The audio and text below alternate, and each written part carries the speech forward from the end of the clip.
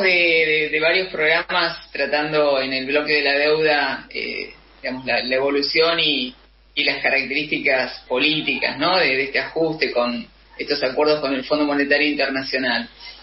Y siempre damos un dato que es cómo inició, cómo fue la deuda durante la dictadura y en qué valor quedó cuando asume el gobierno de Isabel. Y de los 7.000 millones con los que se debían en ese momento, pasó al gobierno de la Rúa, que fue, digamos, el que tuvo un proceso de mayor presión popular y de mayor enfrentamiento, pasó a los 145.000 millones. Esas cifras quedaron atrás, completamente atrás. Pero lo más significativo de todo ese periodo es que cuando asume el kirchnerismo, posterior, ¿no?, al argentinazo, cuando ellos asumen, producto del argentinazo, producto de la lucha profunda que se establece y que se gesta contra el ajuste y contra el Fondo Monetario Internacional, ese argentinazo exige e impone un periodo corto de suspensión y de no pago de la deuda, ¿no?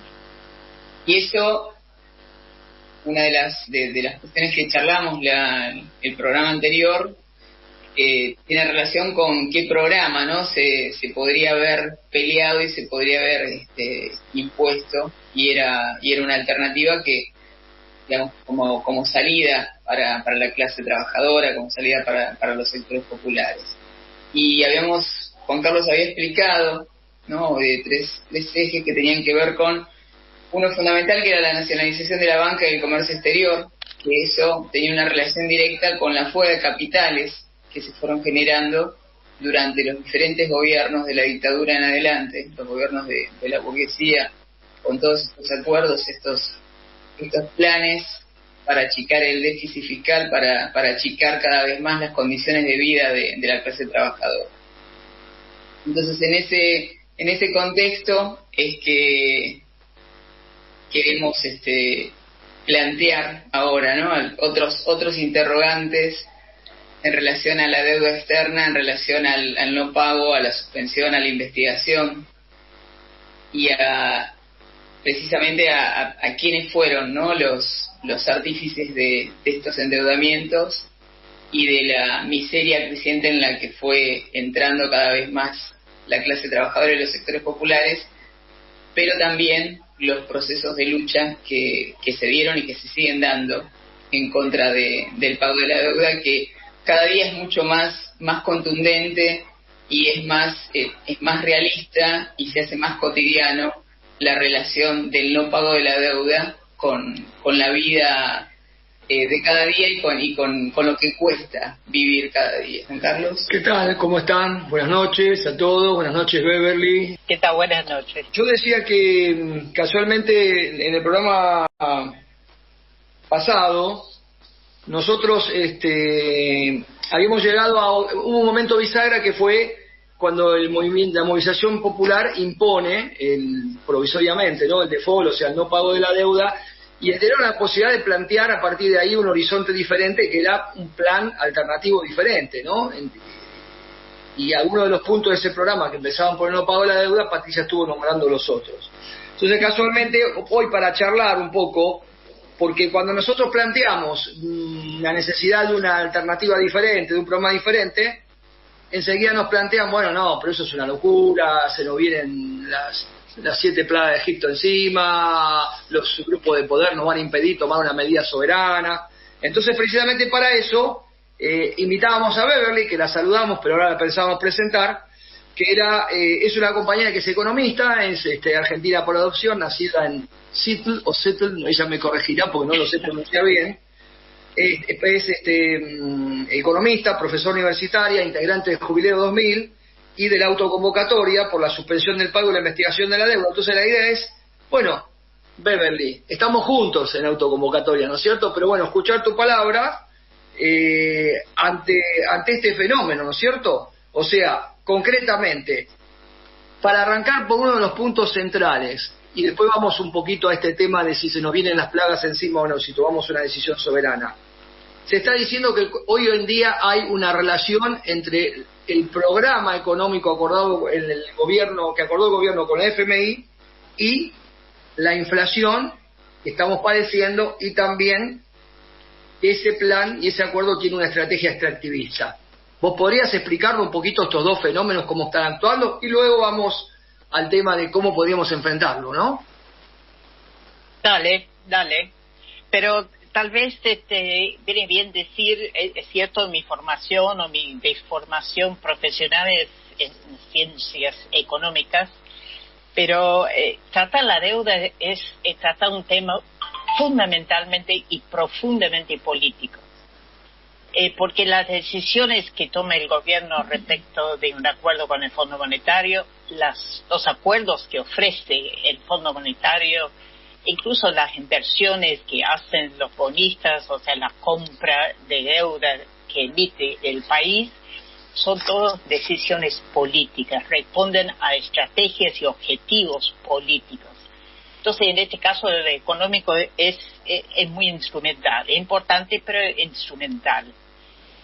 Y sin duda, en esa instrumentación, lo que se busca, sobre todo con el acuerdo con el Fondo Monetario, es redistribuir riqueza hacia los sectores más poderosos, sea estos locales o sean extranjeros.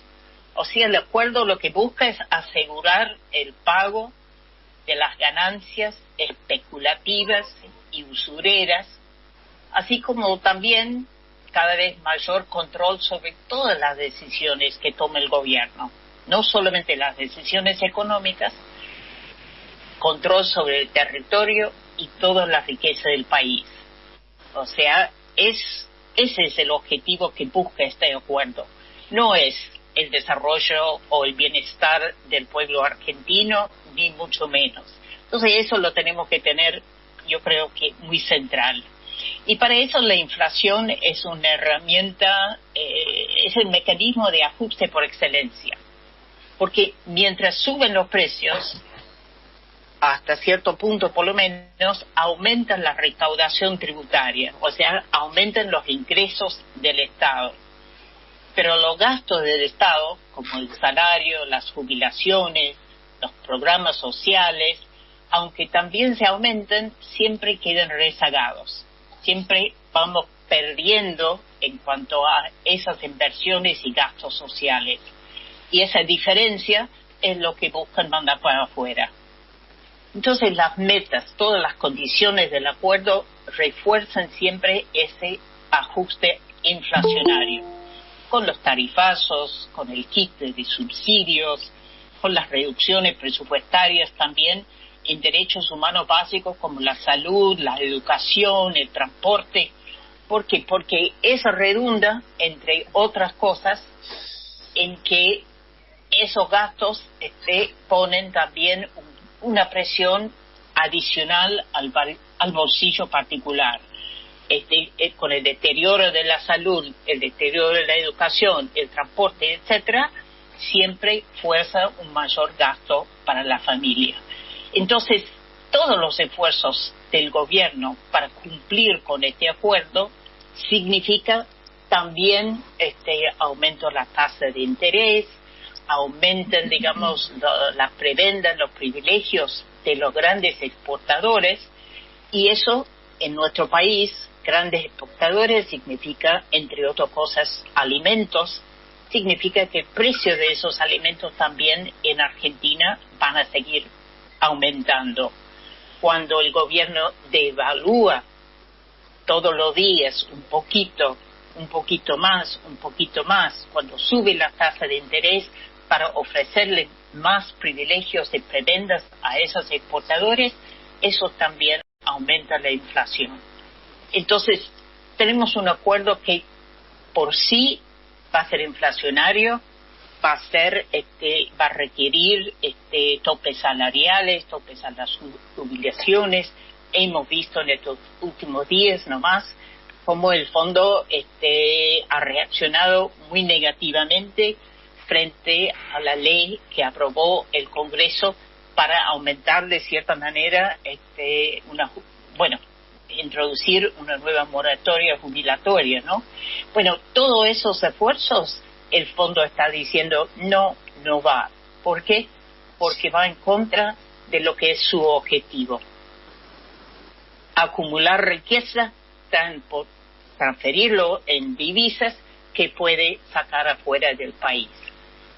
Y eso significa también, digamos, que el extractivismo, como el compañero en el bloque anterior acaba de explicar, el extractivismo, digamos, es también entonces una de las condiciones fundamentales de este acuerdo y de todos los acuerdos con el Fondo Monetario. El acuerdo pone metas concretas, no solamente para garantizar los pagos, pero también para seguir acumulando divisas. Y eso significa más exportaciones. Y eso significa a corto plazo, sobre todo, donde se puede incrementar las exportaciones, es recortando los gastos y las ventas, sobre todo de productos primarios aquí en el país. Significa más privilegios para el sector agroindustrial, para la minería, para los hidrocarburos, o sea, todo lo que se puede hacer con más rapidez. Y eso significa que este acuerdo y cualquier acuerdo con el Fondo Monetario significa cada vez mayor presión, no solamente contra las personas, contra la clase trabajadora, contra los jubilados, contra nosotros, sino también contra la naturaleza. Significa más presión, más degradación, más contaminación, menos agua, menos posibilidades de un futuro digno para todos ahora y en el futuro. ¿Y podríamos suspender entonces ese curso? ¿Podríamos cambiarlo de alguna manera? Digo, porque nos dicen, si suspendemos el pago de la deuda y iniciamos la investigación, eso, algunos nos dicen que la propuesta que tiene la autoconvocatoria es medio una propuesta de locos, junto con el resto de las medidas que nosotros proponemos. ¿Es un camino factible, Beverly? ¿Cómo lo vemos? Es un camino factible, y lo que siempre tenemos que tener presente que lo más loco es seguir como estamos. Porque estamos en este momento enganchados en un camino que sabemos lleva a mayores violaciones, a mayor empobrecimiento, a mayor depredación ambiental, complica también lo que es la emergencia climática, o sea, todas las crisis que sufre la población argentina es lo que va a seguir sufriendo y cada vez mayor manteniendo este acuerdo. Entonces, ese es el punto de partida. Obviamente, tomar decisiones soberanas de suspender pago, investigar, repudiar lo que es efectivamente ilegal, lo que es ilegítimo, lo que no se puede pagar, eso va a tener un costo, no va a ser fácil. Pero pensamos siempre, digamos, que seguir pagando, seguir sometiéndonos a las decisiones cada vez más digitado, digamos, desde afuera, no tiene una salida fácil tampoco para el pueblo, todo lo contrario. Y no hay ningún antecedente de acuerdos con el Fondo Monetario que termina en otro lugar que no sea más miseria, menos derechos, menos soberanía para los pueblos. Tenemos presente que hace poco estuvieron aquí en el país 2 visitas de alto nivel de Estados Unidos. Wendy Sherman, como la vicecanciller de Estados Unidos, vino para decir, obviamente para hablar con el gobierno de todo lo que son las exigencias de Estados Unidos en este momento y decirnos al pueblo que nos tenemos que preparar para doler, para sufrir más. Dijo que no hay salida si nos duele más.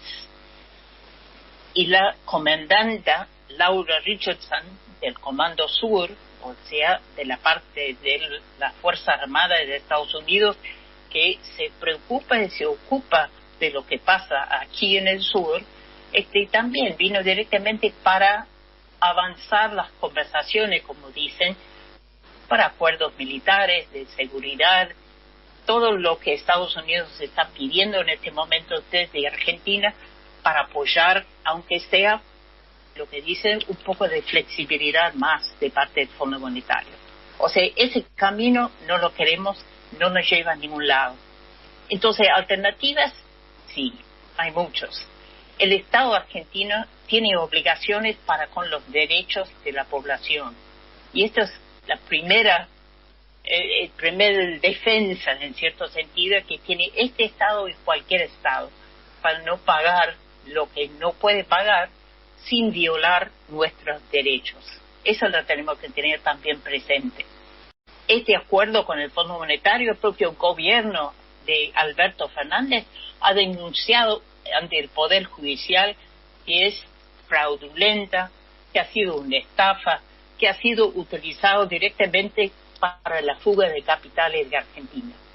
O sea, son acuerdos. El acuerdo que firmó Macri en 2018 con el fondo, que este nuevo acuerdo de Alberto Fernández viene a pagar, ninguno de esos dos acuerdos tiene un beneficio para el público, o sea, para nosotros. Entonces, eso quiere decir que en el medio hay estafa, hay fraude, hay incumplimiento de las normativas, la misma Constitución argentina, hay incumplimiento de parte del Fondo Monetario de su propio estatuto. Bueno, todas estas realidades dan fundamentos, dan fuerza a lo que podía ser una acción soberana de parte del Estado argentino. Y en la medida que la situación sigue empeorando, seguimos no pensando que vamos llegando a una situación como el de 2001, que terminó en las condiciones de colapso, de gran sufrimiento de la población. Pero es importante recordar que también en la medida que en ese momento se dejó de pagar sobre la mitad de la deuda que se reclamaba a Argentina en ese momento, era el momento que se pudo empezar a recuperar el control sobre la economía y ver un crecimiento que se podía empezar a distribuir en la población y no simplemente para enviar la riqueza afuera.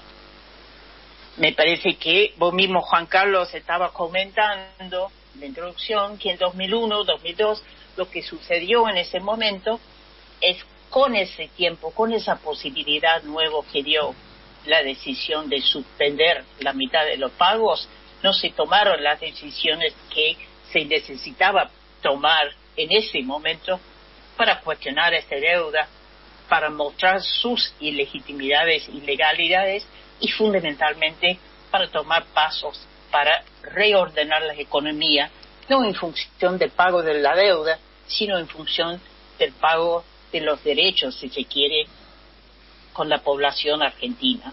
La salud, la educación, el trabajo, los salarios, la vivienda, todo es posible si uno toma ese paso de suspender los pagos y empezar a investigar, para sancionar a los responsables también y para que el Poder Judicial, fundamentalmente movido, tanto el Poder Judicial como el Congreso, como el Poder Ejecutivo, desde la movilización popular. Porque sin el pueblo en la calle, sin la movilización popular, sabemos que cualquier decisión soberana en esa dirección va a ser imposible. Muy bien, muy claro. Con la calle, con el pueblo en la calle, con la unidad entre todos los sectores populares que hoy por hoy están criticando y denunciando las consecuencias de ese acuerdo, es una fuerza que realmente puede mover la política. Muy bien, muy claro, muy contundente lo tuyo, Beverly. Casualmente, hablando de decisiones soberanas y del pueblo en las calles, queríamos, para cerrar el bloque, con Patricia queríamos comentar dos procesos que nos pueden alumbrar en el sentido de gestas populares y gestas soberanas, ¿no? Sí, una tiene que ver con la Revolución Rusa, el gobierno ruso en el 18, digamos, a través de la revolución lo que define es la suspensión del pago de la deuda externa, de las deudas zaristas, y también el repudio a las deudas del gobierno provisional que eran precisamente para sostener la continuidad de la guerra. y lo que planteaban era, se expropiaron a los saberes de los capitalistas extranjeros, pero lo que planteaban era un plan alternativo, un programa alternativo para dar respuesta a las necesidades de toda la población soviética en ese momento, y en respuesta, ¿no?, a tres conceptos que es la paz, el pan y la tierra, que consistían en la redistribución de las tierras a los campesinos. Eso justamente significó esa alternativa, y surge a partir esta suspensión de los pagos de las deudas zaristas, surge a partir de la guerra, de la revolución rusa. Lo que vos planteabas precisamente también tiene que ver con la población, el pueblo en la calle, la clase trabajadora a la cabeza, y bueno, pasamos al otro ejemplo, porque nos queda ya, estamos en tiempo para redondear el bloque y las ideas. El otro ejemplo es más cercano, aunque un poquito más alejado en el tiempo, que lo protagonizamos nosotros, los argentinos, cuando todavía no éramos Argentina, que éramos las Provincias Unidas del Río de la Plata que se estaban independizando. La gesta contra los godos, contra el Imperio Español, en un momento muy difícil, digo por la fecha cercana, ¿no?, que es el 9 de julio. El 9 de julio de 1816, Fernando VII en España había recuperado el trono, Napoleón se había retirado de España, y habían largado las tropas realistas y estaban sofocando a sangre y fuego todas las rebeliones independentistas que había habido en América Latina y particularmente en el Cono Sur, y el virreinato del Río de la Plata había quedado muy aislado, muy solitario. Y bueno, San Martín, Belgrano, los patriotas que estaban reunidos en el Congreso de Tucumán, tuvieron que tomar una decisión en una circunstancia muy difícil y muy adversa, donde la relación de fuerza parecía que iba para atrás, y sin embargo ellos dijeron no, vamos adelante con la independencia, vamos adelante por la lucha por la libertad, como decía San Martín, y vamos a sacarnos de encima el yugo del Imperio Español. ¿Por qué tomamos esto como ejemplo? Porque es una cosa cercana, se ve en las escuelas, es un concepto importante, que es que las grandes luchas por la independencia, las luchas por las soberanías, ya que se acerca el 9 de julio, son siempre gestas populares. O sea, sin el movimiento de masas en las calles, en la actualidad, sin la clase obrera del pueblo en la calle, como bien decías vos, no hay ninguna posibilidad de encarar una lucha contra el pago de la deuda, por su investigación y por la aplicación de un plan que nacionalice la banca, el comercio exterior, y dé una jubilación y un salario mínimo vital y móvil, que es la base de todos los ingresos, igual a la canasta familiar. Y para todo eso, para hacer un plan de obras públicas, construir 1 millón de viviendas, dar 4 millones de empleo, por ejemplo, cosas que se podrían hacer con fondos que podían provenir de ahí y del impuesto a los grandes patrimonios, necesitas una fuerza popular desplegada a lo ancho y largo del país, inclusive fronteras afuera. Esta es una gesta que tiene que ser latinoamericana y tiene que ser llamando, si es posible, también a los pueblos del mundo, como de Sri Lanka y otros que están acogotados por la deuda. Y bueno, esa es un poco la perspectiva que desde esta columna estamos alentando. Así que bueno, fue una satisfacción tenerte acá con tu claridad habitual, con todos los ejemplos que diste, y nos vamos despidiendo hasta el próximo miércoles de todos nuestros oyentes. Gracias a Sergio, a Guillermo, a Gastón, y particularmente a nuestra invitada del día de hoy. Nos seguiremos viendo en la lucha y juntos con la autoconvocatoria. Bueno, buenas noches.